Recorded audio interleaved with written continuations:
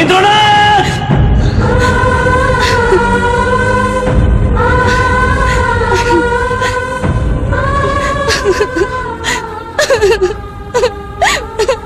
সূর্য, আমি জানতাম আমাকে নিয়ে যেতে তুমি এখানে নিশ্চয়ই আসবে।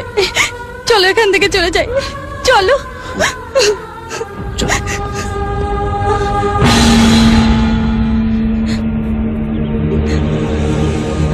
তোর এত বড় সাহস, আমার বাড়িতে ঢুকে আমার ছেলের বউকে তুলে নিয়ে যাচ্ছিস? আজ তোকে আমি গুলি করে শেষ করে দেব। এই, আমার সূর্যকে তুই মারবি?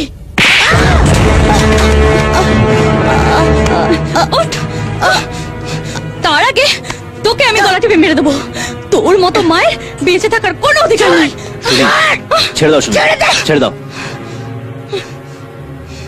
24 ঘন্টা, 24 ঘন্টার মধ্যে তোর ছেলে যেন আমার কাছে যায়। আর এর পরেও যদি আমাকে এখানে আসতে হয়, তাহলে তোর ছেলের ছবি কোন দেয়ালে আটকাবি সেটা ঠিক করে রাখিস। চলো সুমি।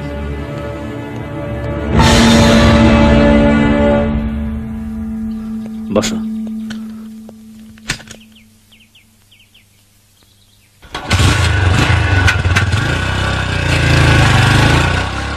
মা, সূর্য এসেছিল। আজ সূর্যের জোর অনেক বেশি, তাই এই মুহূর্তে ওকে থামাতে না পারলে দিনের পর দিন ধরে তুই যে নাম করেছিস, সাধারণ মানুষের কাছ থেকে সেটা মুছে যাবে।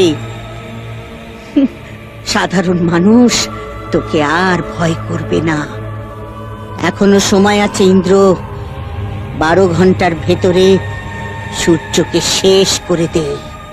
মনে রাখিস, প্রতিদিনের মতো কালো আকাশে সূর্য উঠবে, কিন্তু সেই সূর্যের আলো এই মাটির সূর্য যেন দেখতে না পায়।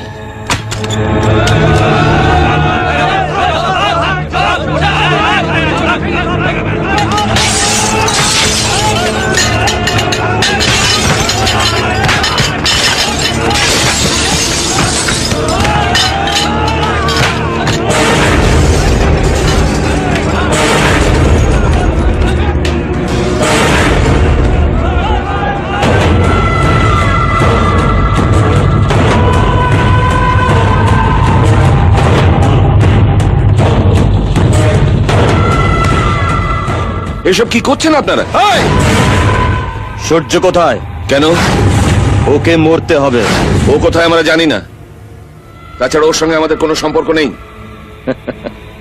সেটাই তো তোদের সব থেকে বড় অপরাধ। সূর্যকে জন্ম দিয়ে তোরা প্রথম অপরাধ করেছিস, বড় করে তোরা দ্বিতীয় অপরাধ করেছিস, আর ওর সঙ্গে কোনো সম্পর্ক না রেখে তোরা করেছিস তৃতীয় অপরাধ। তাই আমি তোদের মেয়েকে আমার সঙ্গে নিয়ে যাব।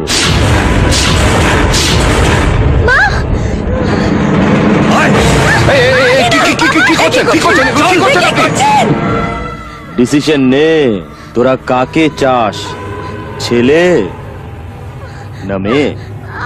এই 12 ঘন্টা সময় দিয়ে গেলাম, সূর্যকে নিয়ে আমার কাছে চলে আয়, নাহলে তোর মেয়েকে আমি মারবো না, শুধু আমি চলে। হ্যাঁ,